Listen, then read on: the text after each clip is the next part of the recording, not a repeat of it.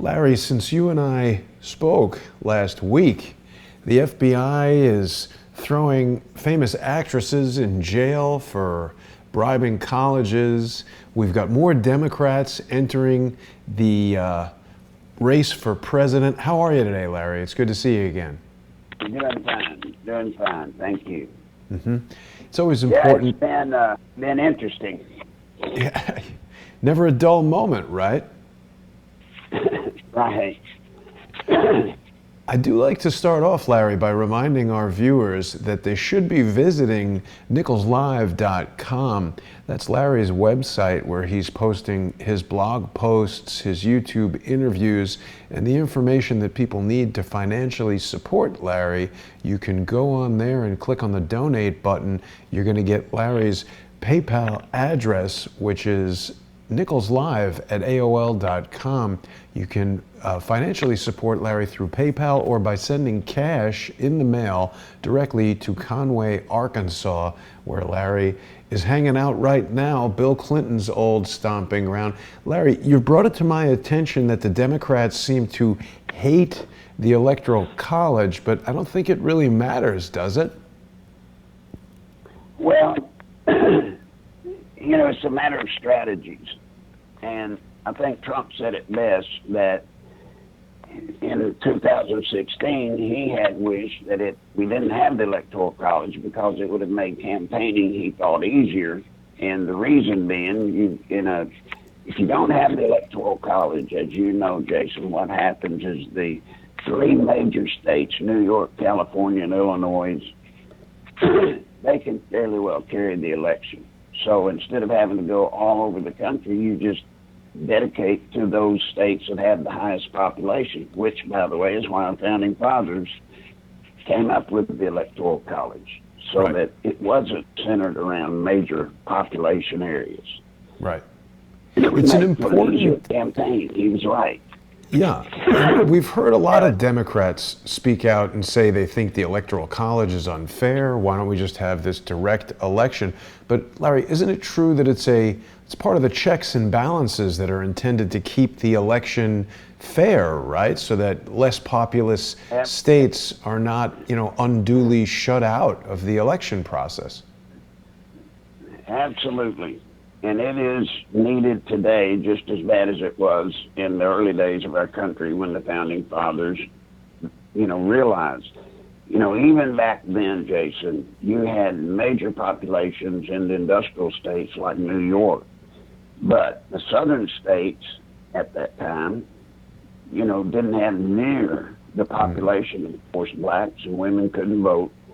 So it was the only way to square things, and it's even true today. It still holds up. You don't want our country run by California and New York, right? Not by their standards. It's just, but that they would have an undue amount of leverage in an election if you did away with the Electoral College. Now, one thing about the Democrats that I will say, if they're winning, the Electoral College is great. Right. If they're concerned about winning and losing, then the Electoral College is bad. So they're, whatever's best for them is what they want. Right. Has nothing to do with what's good for the country. Yeah. Well, it seems pretty clear, Larry, that they're dedicated to doing things like, getting 16-year-old non-citizens who illegally cross the border to be able to vote. So it seems like anything that they can do to get more, let's call them, I don't want to insult people, but there are people out there who are less informed about the political process and who are less educated about, facts and things, who, if you just tell them, hey, free college, free health care, people say, that's great, I'll vote for that. And then once their vote is in, if it doesn't happen, they can't retract that vote or anything like that. So it's interesting. That's right. Well, this one thing the Democrats are starting to do now, and it troubles me greatly, is they're starting to go around the Constitution. Yes. They're starting to move now to get states to vote so that the state popular vote goes, the Electoral College goes exactly with the state popular vote. It's just a different way to go about getting rid of the Electoral College. If the vote in the state all applies to the one candidate, it's the same difference, and that's what their strategy is now. I thought that's the way that it does They know work. they can't change the Constitution. I thought that's the way that it does work. No. There are many states, number one, that the vote is split. It doesn't have to go that way. There are 26 states, believe it or not, still, 26 or 28, don't hold me to those numbers, 26 or 28 states that the electoral member can vote any way he wants to, regardless of the outcome of the vote. So what's the point of having an election then? Well, that's where it gets a little sticky. Literally.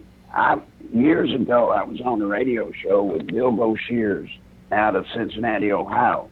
Mm-hmm. And he didn't believe me. He didn't believe that that was possible. Well, I literally, on the air, bought an electoral college member's vote. I think it was in Virginia, maybe it's North Carolina. I bought his vote for $5,000. How could you do that? He voted the way we said.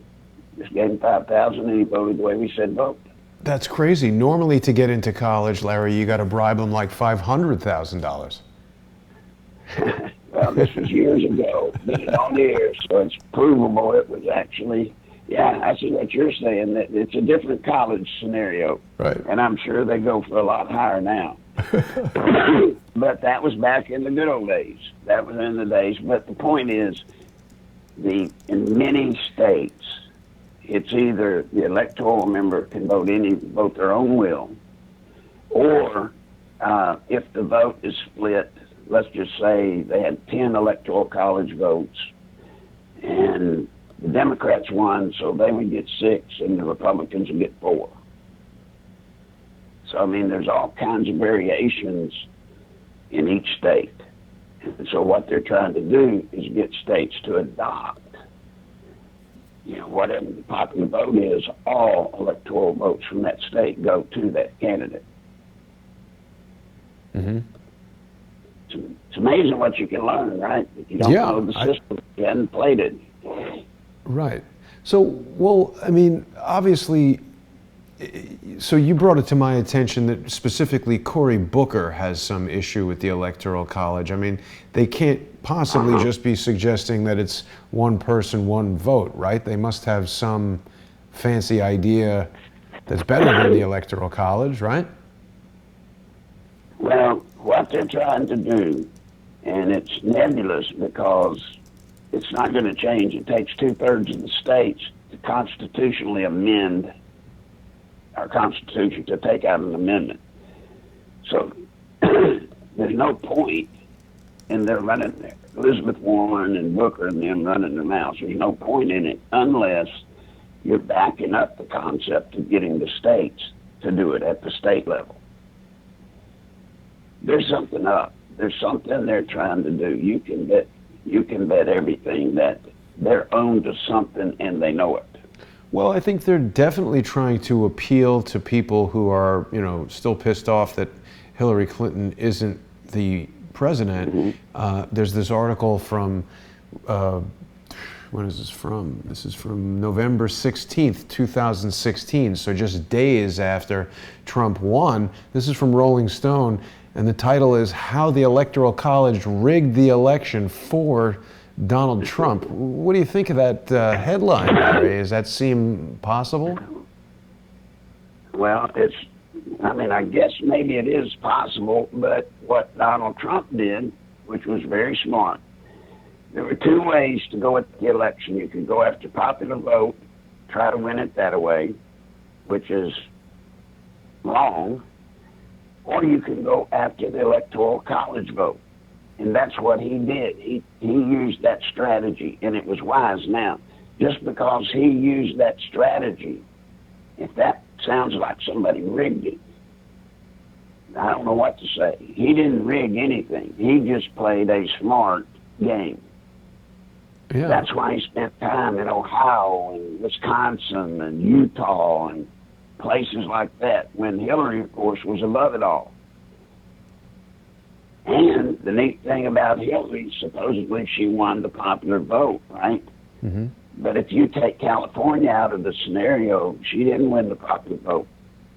Well, and how about if you take out, people who aren't citizens and people who voted twice and all of the standard things that you've told us about? Right. So, I mean, it's a stretch. But you see that Trump played a brilliant strategy, certainly for a novice, right? A novice to the political game. He comes in and he plays a full court press going after the Electoral College vote. And it worked. Right. And I mean, you could. Mad. Right. You could call it brilliant, but Well, Larry, isn't it also just like reading the rules of the game? And it says in order to win, you must win the Electoral College. And he just said, okay, let me go do that. It's sort of just like what he did was the way to do it. What Hillary did was totally idiotic. Yeah, well, you see, Hillary and the Democrats generally, what they want to do, Jason, is they want to run a flyover campaign. They want to be able to control the election with a flyover campaign, which means they want to hit the big states, a lot of votes, and then all the little states to hell with them. Mm-hmm. And it doesn't work. It doesn't work if you've got somebody doing what Trump was doing, which is following the rules. You know, he didn't invent the rules. He didn't create them. And Hillary had the same opportunity, but she chose not to do it because she was above that. You know, how dare people believe Hillary would go to Utah? She's not going to do it.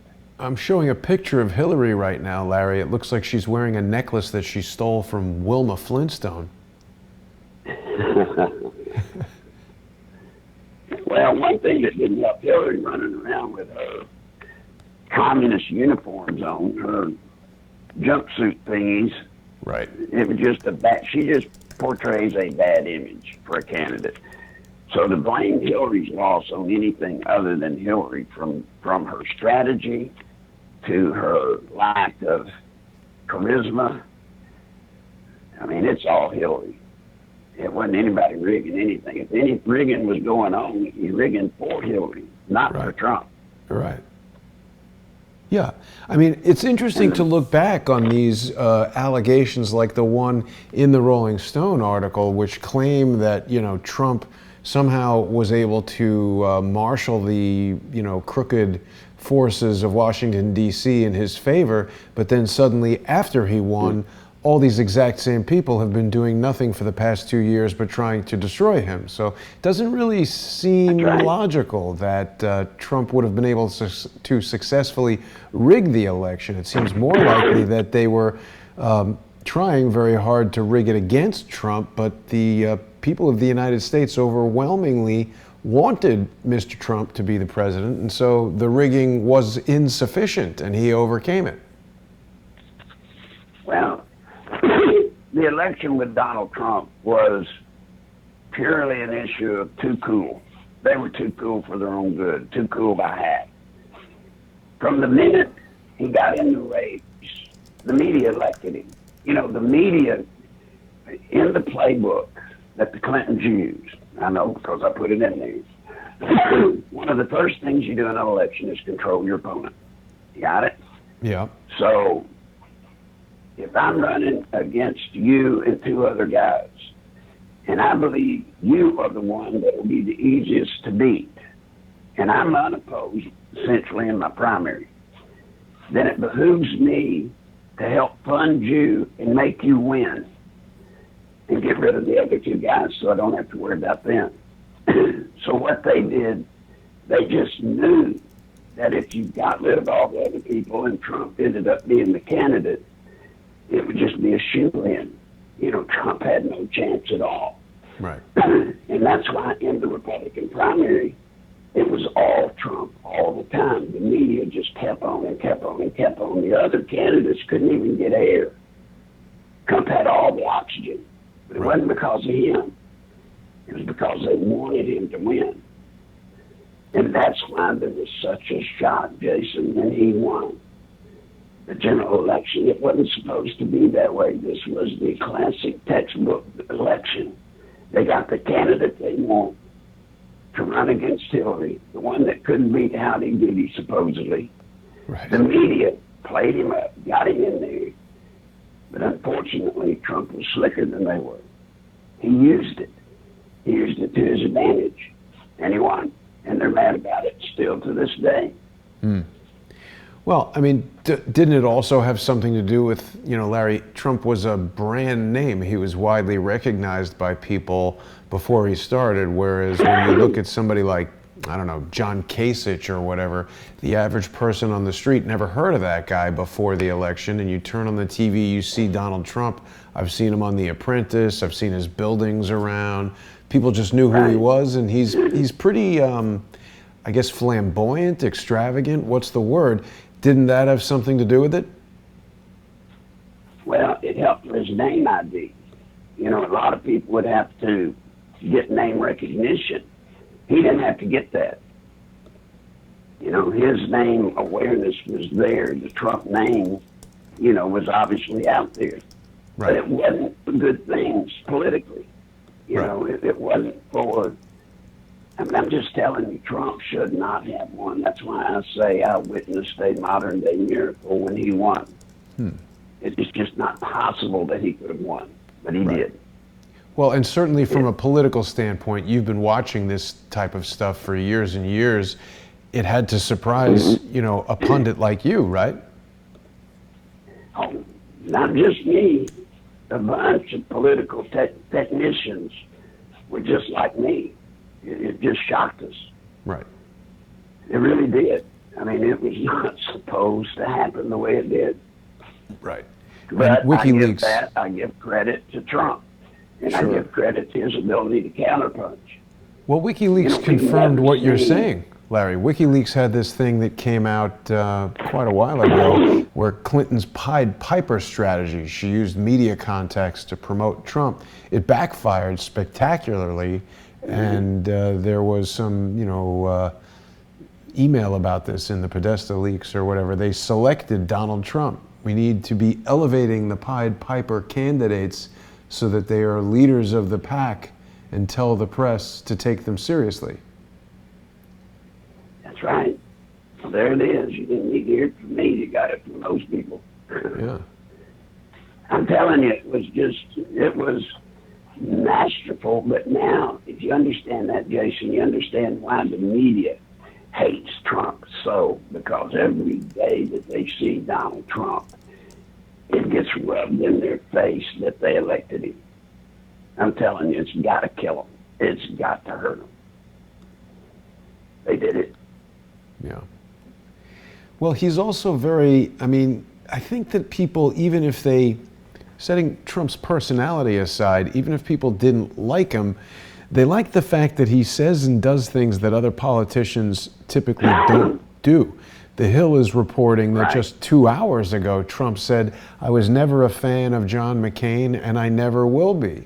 I mean, this is shocking because every other president, and frankly, almost every other person that goes on TV will tell you what a great guy John McCain was. They don't like to talk about how he was, horrible to his wives, dumped his first wife after she had a car accident when he returned from Vietnam.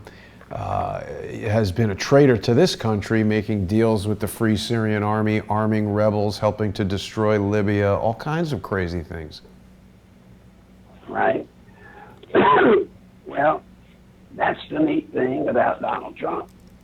He calls it like he sees it. Yeah. He does. And, it's just unheard of when John McCain died. All of a sudden, normally he would be elevated to this position of, folk hero. Right. He wasn't. He wasn't. Let's just tell the truth about it. He wasn't. Now, speaking about the dead, I know that's ugly, but it is the truth. And then you've got to be looking at it from Donald Trump's side. McCain sent his personal assistant to go get the fake dossier for one purpose and one purpose only. He came back and spread it to the media.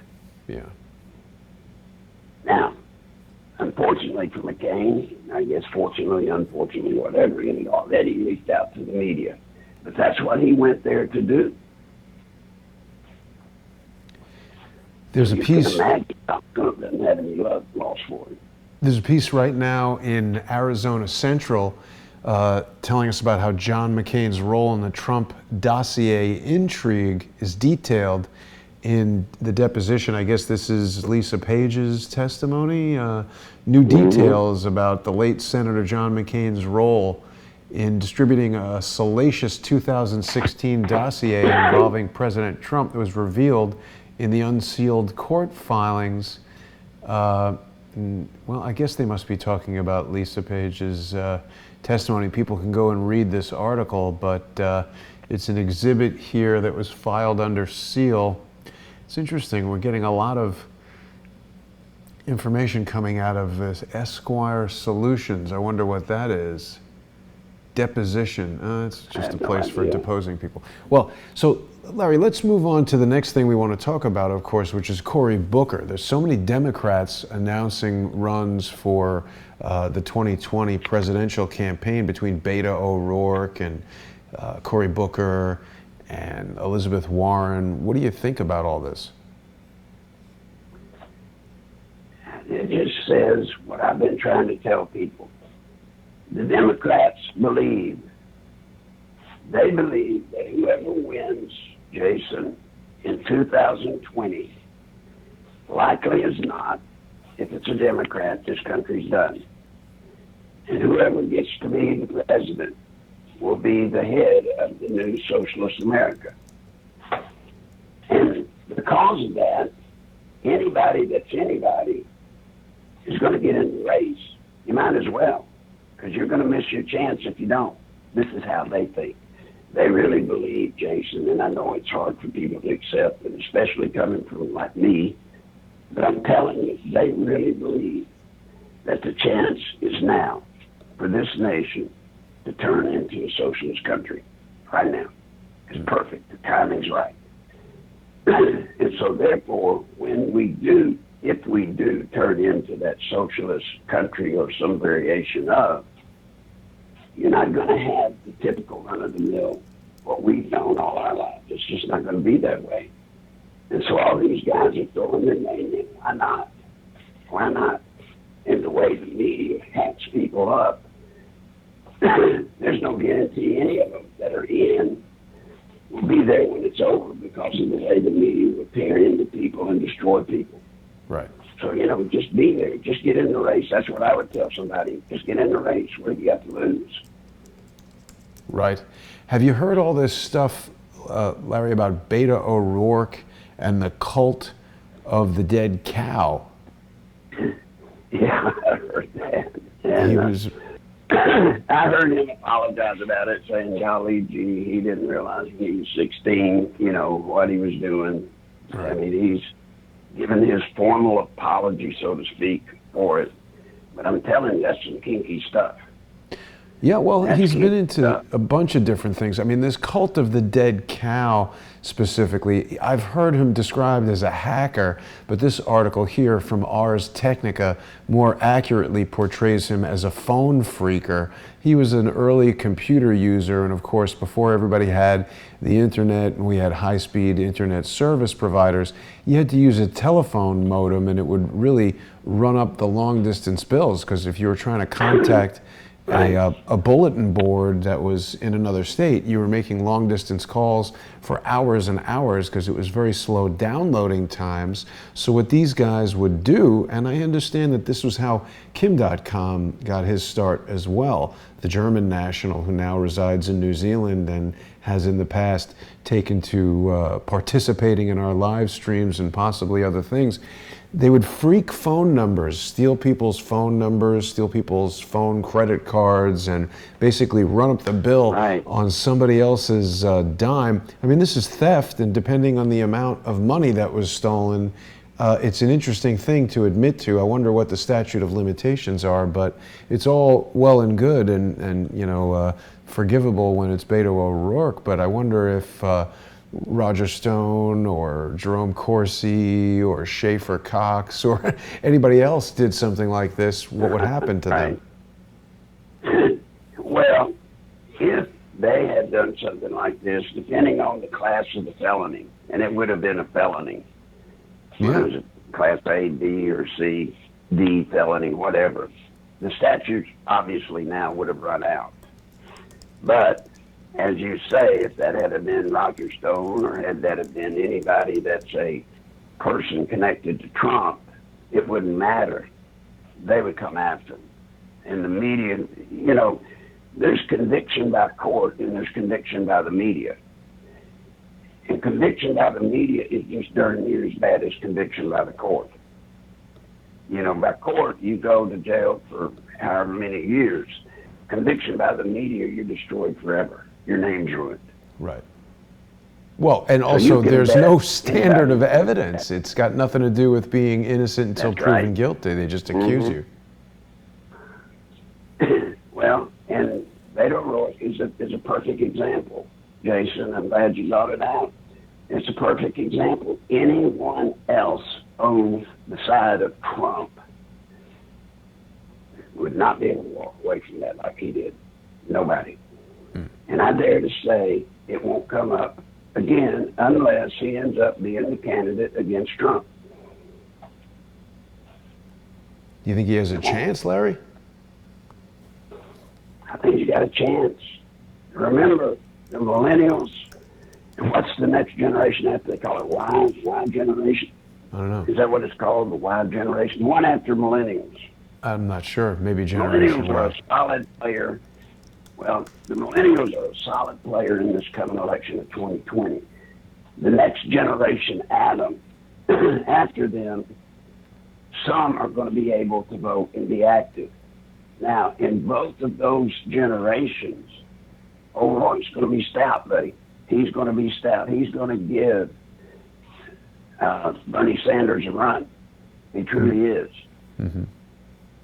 As a matter of fact, I can tell you right now, all the other candidates, all of them, other than Sanders and O'Rourke, they're the only two that I see right now that are contenders, simply because the others can't play to the millennials the way those two do.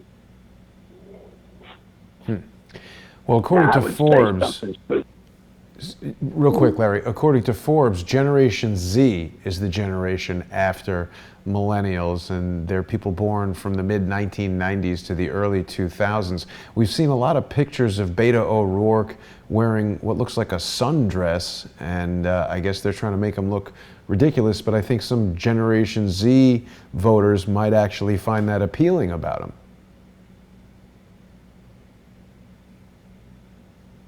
Larry? Larry, did we lose you? I think something went wrong there with Larry's phone connection. Larry, you there? We got disconnected. We'll try him again.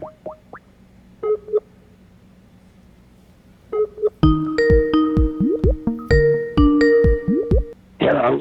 Hey, sorry, Larry, we got disconnected somehow. Yeah, sorry about that. Anyway, what I was saying, that Yeah.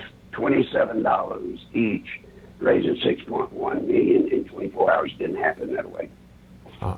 Did not. Promise you. So what do you think happened? Well, you see, under $100, you don't have to report who gave the donation, right? Uh-huh. According to the FCC, any amount under $100, you don't have to sign up and say you sent it.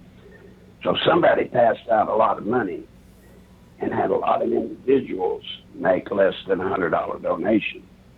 Whereas if they had to sign in, they'd have been caught. Got It's it. done by a lot of people, so don't worry about it. But he didn't get it that way. You can't, Jason, think about it. You can't make that happen in 24 hours. What kind of system, number one, could handle that many $27 donations in 24 hours?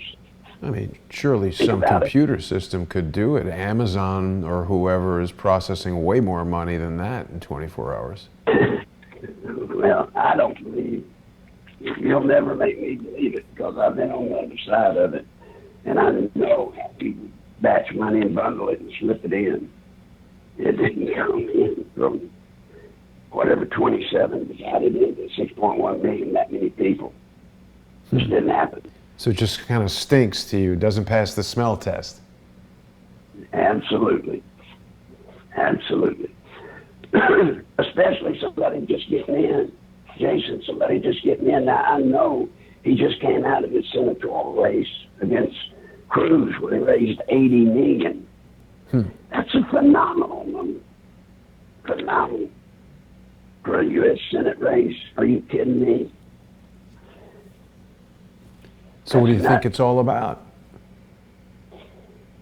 He's got, apparently his family's rich, as I understand. Uh-huh. I think he's loaded with rich friends. His family certainly has a lot of rich friends. I don't think $6 million is the problem. The problem wasn't $6 million. It was just how to get it into the campaign. Right. That was the only problem they had. Right.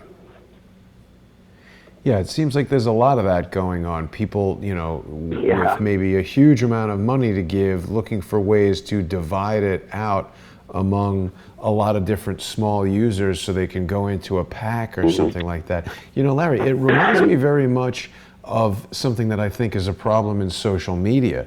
We've got these, you know, these social media sites like Twitter and YouTube where people are talking about freedom of speech and they want to have anonymity under freedom of speech, but I don't know, it feels to me like there's a difference between the anonymity enjoyed by Thomas Paine and the people who wrote these pamphlets and stuff like that during the time of the American Revolution, and malicious people who use actually fake names to have interactive discourse with people in the public sphere. There's got to be some legal difference. I mean, I know the Supreme Court upheld people's rights to anonymity on the internet, but I mean, again, it's one thing when you're publishing information anonymously versus publishing known false information anonymously with the intent of harming someone, whether it's a political candidate or just a public figure. Doesn't seem like that should be covered by freedom of speech, the freedom to you know, malign people. Well, it's another example of using the rules, all right? Just like Trump used the rules to win using the Electoral College. I feel like people are using the rules of anonymity to, they're using the rules as a weapon. As a weapon. You can't say it's anything but a weapon, a political weapon. And until there is a case which, for example, Congressman Nunes is suing Twitter. Yeah. Now, in my world, that case will not make it past Rule 11. The Nunes suit. The Nunes suit. Rule 11 is frivolous lawsuit. Yep. I don't see how it passes the frivolous lawsuit. Do you? I mean, well, Nunes is a public figure. Yeah. And I don't know if there's any constraint on Twitter. I mean, they're not the thought police, right? I mean, it's not their job to censor. And then if they do censor, then that's wrong. To me, I don't want Twitter censoring what we talk about. Yeah.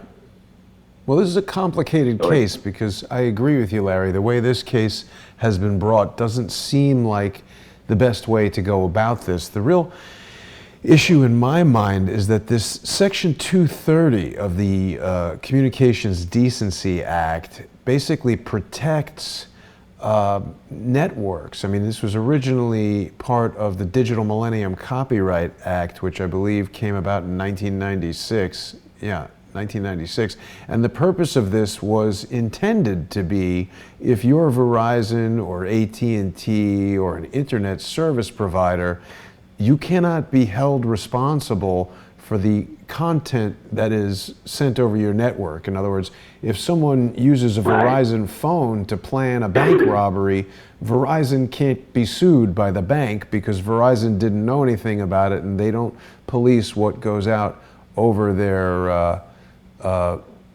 over their phone lines there. So basically what has happened now is we've got Twitter and YouTube and other social media things trying to say that they deserve the same protection. However, they take a role that's substantially different than the phone company. If we say something here on YouTube that violates the community guidelines, YouTube can terminate my channel and take action against me in a way that I could call you up on a Verizon phone or an AT&T phone and say whatever we want.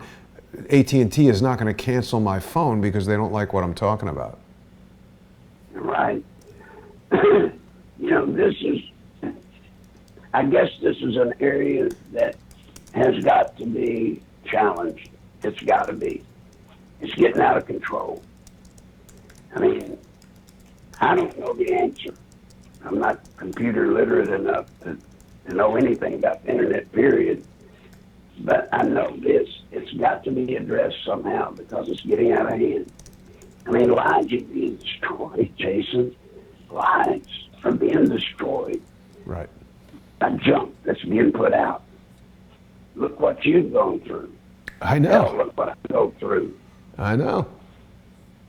We've even got people on here, Larry, who are saying that they disagree because it's eroding freedom of speech. Well, I mean, listen, it's obviously something that we need to find a balance in. When these pamphlets were being anonymously distributed, there was a difference in the power and capability that that had versus one person creating multiple anonymous identities using fake names, deceptive names. I mean, if you put something out that's true under an anonymous name, I think that's vastly different than knowingly disseminating false information with the intent to harm someone. And frankly, I think that's also different than making jokes about Devin Nunes. Now, I mean, at a certain point, there is a line that must be drawn. If you're accusing Devin Nunes of crimes without evidence, maybe that's the line. But if you're going to say you're, Devin Nunes's mom or something, and make fun of Devin Nunes. I mean, you can't shut down Saturday Night Live. I think that Donald Trump was cracking on Saturday Night Live, and somebody twisted that into a headline that Trump was threatening them with a federal investigation. I didn't see that in Donald Trump's tweets, but, this is a fine line. There is, and I think what's going to stop it eventually, Jason, what's going to stop it, even though people are using fake names, truckers handle names. Yeah. They're going to push somebody, and I think you can find out who is putting that post up, right? Yeah. Don't you think somebody can? Well, if the lawsuit is legitimate, I mean, other part of the issue is that I should say that we now know that it's Robert David Steele's lawyer, Stephen S. Biss, who is representing Devin Nunes in this suit. And people can read the suit. It's online. They've been talking about it on Fox News or whatever.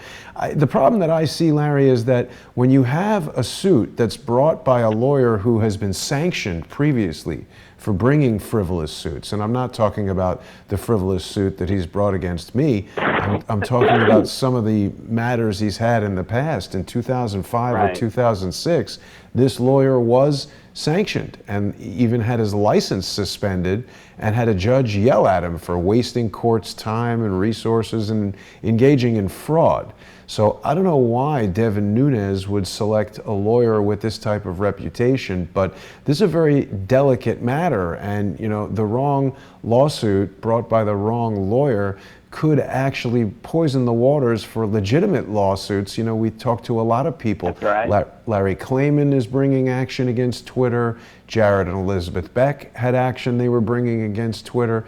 But those things didn't get on Fox News and get all the sort of fanfare that this lawsuit is getting. So is it possible, Larry, that this lawsuit is intended to kind of fail and do nothing but be other political experts, or I should say legal experts, have been criticizing this as a publicity stunt? What do you think about that? I don't know. I know that. And it's hard for me to believe that he would knowingly engage in something as fake as that. I just don't understand that suit. I just don't. Now, Well, I think the day is going to come when somebody's going to say something against someone in one of these, not going after Twitter, but somebody says something that's harmful, and the person that's been harmed is going to go at seeking and finding out who the surrogate person is that's using the fake name and sue the living bejesus out of it. Now, when that happens, yeah. things are going to clean up. But until it does, I don't think they will. Yeah, I think what this is the danger of, or I should say what this is in danger of doing, is setting a precedent where judges in various jurisdictions around the country start to sort of lump all these social media lawsuits together and just kind of dismiss them out of hand. Like right here we see that's the problem. That's the problem with statutory law. You know, under statutory law, they can use this as a precedent-setting case on the margins, and it can have an effect on 1,000 cases in the future. Right. Just exactly like you're saying. Yeah. Right. Well, so see, here's an interesting thing. So we've got this Devin Nunes's cow, which is obviously not a real person. So it's saying hanging out in the dairy in Iowa looking for the little treasonous cowpoke. Now, on the one hand, there's got to be some provision for comedy and parody and all that. And obviously, you know, Devin Nunes's cow is obviously, you know, no person could mistakenly think that a cow is actually on Twitter. So therefore, this whole thing might fall into the category of parody. But then again, you know, you're accusing the guy of treason. So do people have the right to publicly accuse other people of crimes without presenting evidence? I mean, at what point are you no longer allowed to do that? If someone's got a lot of money and they start some huge ad campaign saying so-and-so has committed treason, I don't think that is freedom of speech to just go defaming people like that. Now, people know that this Stephen S. Biss is representing Robert David Steele in a lawsuit against me. I have accused Robert David Steele of very specific crimes, and I've presented evidence supporting those accusations. People have wrongfully said that I'm trying to get people, you know, sued or prosecuted for insulting me or disagreeing with me. That's not true.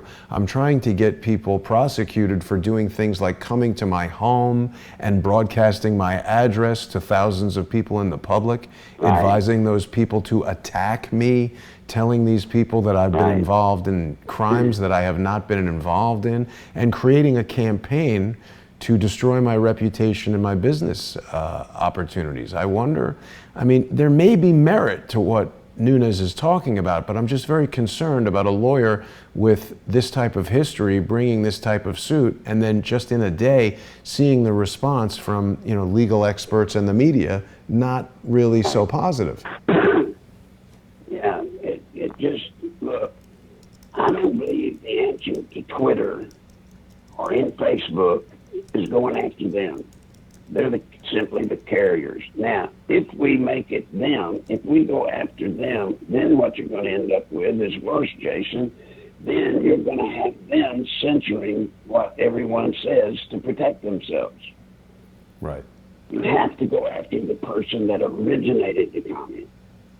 Well, I mean, again, this speaks to this whole DCA 230 thing. New York Magazine has a headline that says Devin Nunes files bonkers $250 million lawsuit over mean tweets. Now, that's just it. I don't think you can sue someone for being mean. You might be able to sue someone for, you know, wrongfully accusing you of criminal activity. I think that's liable. But just being mean doesn't seem like something you can sue people for. Trump has praised Nunes as a very courageous man. Well, look, he is courageous. I'll give him that. Nunes is courageous for attacking this issue. I differ, I think, not having complete information about his case. I differ with the approach he's using legally. I think his attorney has misguided him seriously, whether he did it on purpose to make a fool out of him, I don't know. But I distrust that lawsuit. But it takes a lot of guts for somebody to come forward and finally address this issue. Yeah, but if he's doing it in a way that's designed to fail, let me read you an excerpt from this New York Magazine article. The author says, "I have spent innumerable hours excavating the loopy theories emanating from Nunes." I don't necessarily agree with that. And yet none of that prepared me for the full, barking mad preposterousness of his lawsuit. It might be the most staggeringly juvenile and inadvertently hilarious document I have ever read. I think that statement applies to the lawsuit that Mr. Biss has submitted against me in the state of Virginia. Again, Larry, my fear is, how do we know that Stephen Biss isn't trying to sabotage Nunes, who is kind of a rising star in the Republican Party? Right. Trump supports him. What if this is an attack on Trump indirectly by attacking his surrogates? Look, that is all possible.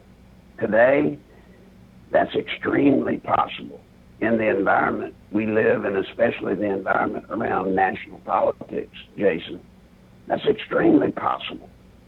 I can't say it for sure, but I can say with certainty that it's possible. The suit makes very little sense.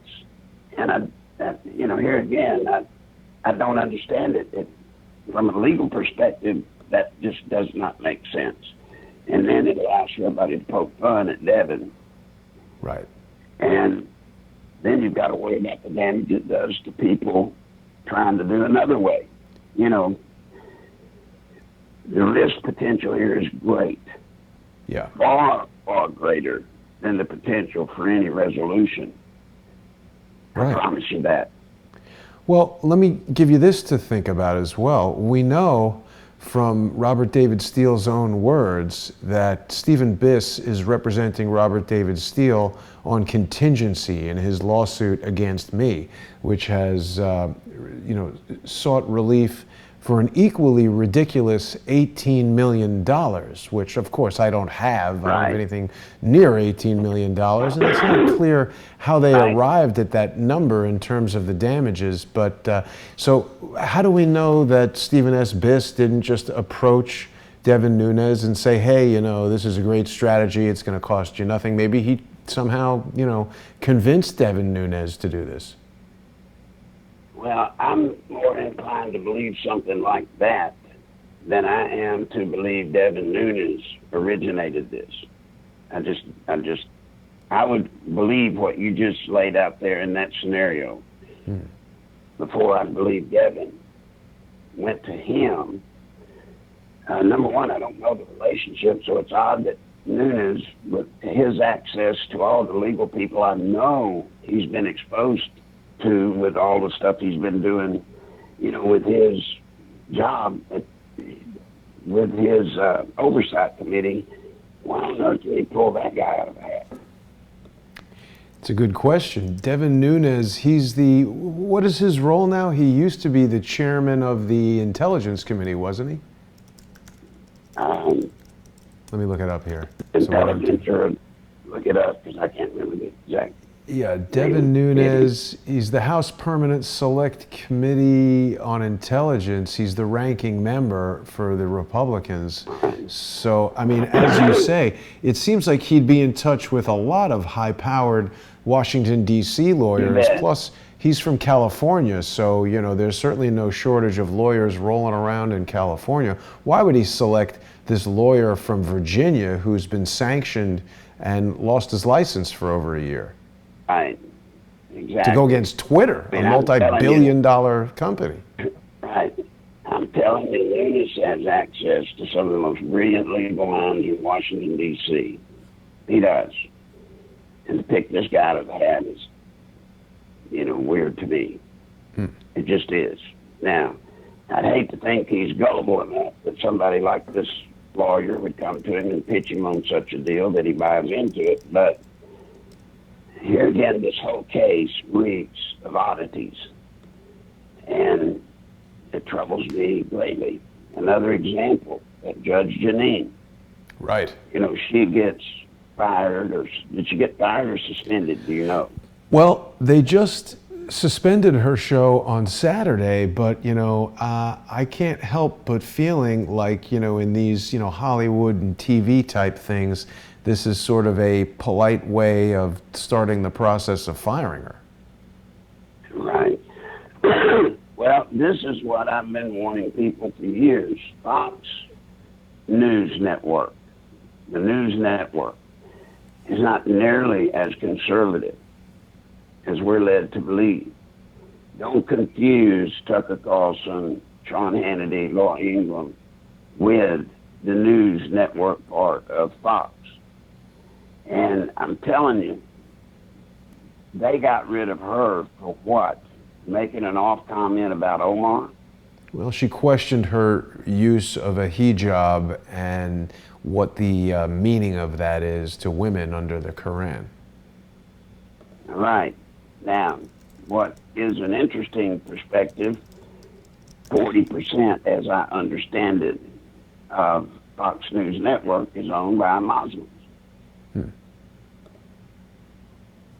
So they seem to be overly sensitive about what she would have said against Omar. But here again, we're back in this debate of censorship. Now, I've seen Carlson, I've seen Hannity, and I've seen Ingram I've actually seen them make statements to the, essentially saying that, we don't call for anybody to be fired. We don't call for anybody to embargo product or, march on a person's house or anything. So it may be a matter of company policy that they don't do stuff like that. But I don't see what she did as falling in line with that. Do you? I mean, I think that she should certainly be free to question Ilhan Omar. I feel like a lot of this stuff gets shrouded in polite words. I'm not crazy about the notion of overturning a rule that's been in Congress since it was established to accommodate one individual. I'm talking about the headgear rule, but that's the least of my concerns with Ilhan Omar. She's been in there talking about how Jewish representatives of Congress have this dual loyalty, according to her, to the United States and Israel. But I'm more concerned about her dual loyalty, perhaps, to the Muslim Brotherhood, being sworn in on the Quran and hanging out with all these people who are linked to acts of terrorism and jihadi-oriented groups. Laura Loomer and I have spoken extensively about this document, the explanatory memorandum from the archives of the Muslim Brotherhood, which specifically describes how they intend to infiltrate Congress, infiltrate culture, and destroy the United States by installing an Islamic caliphate. So that's a direct admission of a plan that I'd like to know more about. And the other day she did something that proved to me that she's not on the up and up. What was that? She was going into an elevator, and the reporter was somehow showing a comparison between Obama and Trump. He said, right. Do you see the comparison? She made a statement that says it all. She said something. She made some off comment. She said he's not human, meaning Trump. Yes. Now, under Islam, Jason, if you're not a follower of Islam, right, you're not human. Correct. That's why they don't care about killing you. It's a little more than stepping on a bug. Right. It told me two things. She's committed, big time committed to it. Larry? Larry? Did we lose you again? Larry. You hear me? You're back. Hold You're on, back. Yes. I got you. Don't scare me like that. But anyway, it shows me that she is totally committed with jihadists. Yeah. That's their language. And then it also tells me that do you hear me? Yep. Okay. Yes. It tells me also that she believed Obama was a Muslim. Yeah, I agree with that completely, Larry. And the thing that's really upsetting about this is There is nowhere that I'm aware of in the Torah or any of the, not that I'm a scholar of these types of things, but it doesn't tell Jewish people that it's okay to lie to people who aren't Jews. It doesn't tell Jewish people to destroy all other religions and replace them with Judaism. So this is a very disconcerting manifesto, and I think she's got some real questions to answer. I really am growing to become less and less enthusiastic about Ilhan Omar each day. Well, it just flat out scares me. I lived with him for 18 months, and I can assure you it scares me. What do you mean? And I don't scare easily. Who'd you live with for 18 months? Mujahideen against the Soviets in the 80s. Right. What was that like? It was like hell. You were with people that you fought with them during the day, but at night you never knew which one of them was going to slit your throat. They truly, it's hard to imagine, but I say this all the time. If they're true followers of Islam, there's no such thing as a tame Muslim. If the Holy Jihad gets called, then they have to follow it, Jason. They have to. It's their religion. It's their faith. It's their sense of being. Their fidelity to their faith is far, far different than ours to Christianity or Judaism. Mm-hmm. Far different. Mm-hmm. And it's scary. And it's scary. You and I have talked about what happens at Dearborn, Michigan, what would happen tomorrow at Dearborn, Michigan, which has an extremely high level of Muslims. What if they declared it to be a caliphate tomorrow? What could we do? What would we do? I don't know. Would we send troops in, blow the place up like Fallujah? I don't think so. Yeah. What would you do? No idea. Well, that day's coming. Don't know when, but that day's coming. And the worst thing you can do on earth is to put followers of Islam in our Congress. Right. Once again, their fidelity to their faith is beyond what we believe or can believe. I mean, it is.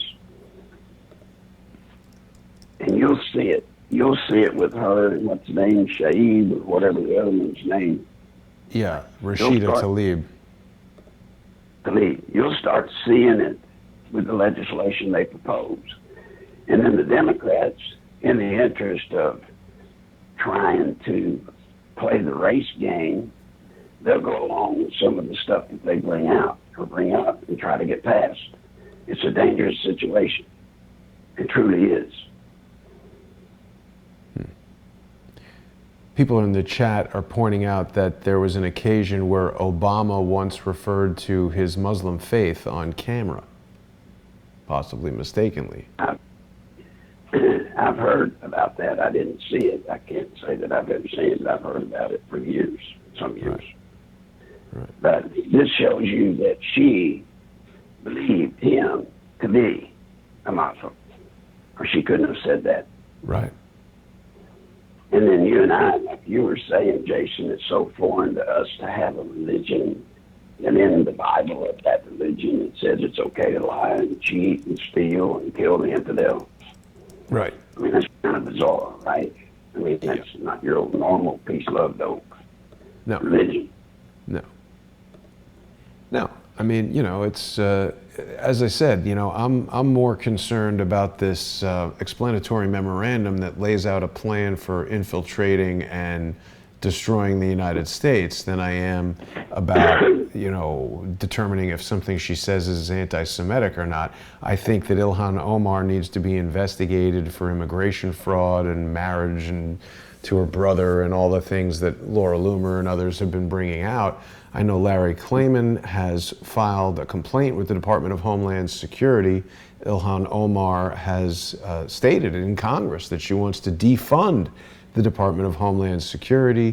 She wrote a letter to a judge requesting leniency for men who had left the United States to join ISIS. I don't see how this is someone who wants to improve the United States by being in Congress. It's someone who wants to infiltrate the United States Congress, and she's in there. That's right. It's very troubling, Larry. Well, Larry, I assure you, if she is a true follower of Islam, she has a goal of destroying America as we know it. Yeah. I don't care what anybody says, and people can laugh at me, call me whatever. But I promise you, her goal in life would be to destroy this country as we know it today. Yeah. Right. Well, W. Roberts is telling us this is Gladio B. So sort of sleeper cells in the United States being activated. It's definitely something, Larry. We're going to have to keep our eyes on it. We're just about out of time for today, so I want to remind everyone before we go to visit nicholslive.com. It's Larry's website, and you can find a lot of good information there, including the donate button, which is what you're going to want to use to financially support Larry. If you enjoy listening each week and hearing Larry's insights, please go to nicholslive.com. You can pick up his PayPal address there and go to PayPal. Use the address nicholslive@aol.com to support Larry. His commentary. Jason, Yes. Jason, Yes, Larry. let me interrupt you. Sure. Folks, the kind of conversations that we get to have here talking about Omar and the other things that we talked about are not going to be allowed on programs that are advertiser sponsored. They're just not.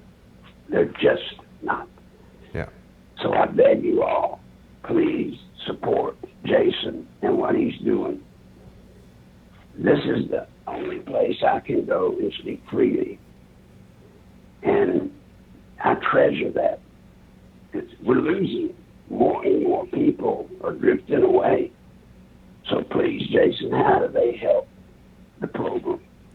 Thank you, Larry. Thanks for saying that. People can go to subscribestar.com/crowdsourcethetruth or to patreon.com/crowdsourcethetruth, and they're going to enjoy a lot of really great exclusive content. You know, just this morning I had Cody Snodgrass and Ole Damagard. We were doing a really comprehensive evaluation of the New Zealand mosque shooting video evidence, and this is evidence that you're not even allowed to possess in New Zealand. So I think a lot of people, Larry, would have thought that New Zealand was a country where people enjoy freedom of speech, but even possessing that video can get you thrown in jail for 10 years. Wow. Go figure, right? Pretty crazy, right? Well, anyway, Larry, I appreciate your insights. We'll be back next week at Tuesday, 3 p.m. Eastern. I want to thank everybody for watching. I'll speak to you soon, Larry. All right. Thank you. Enjoyed it, brother. Take care.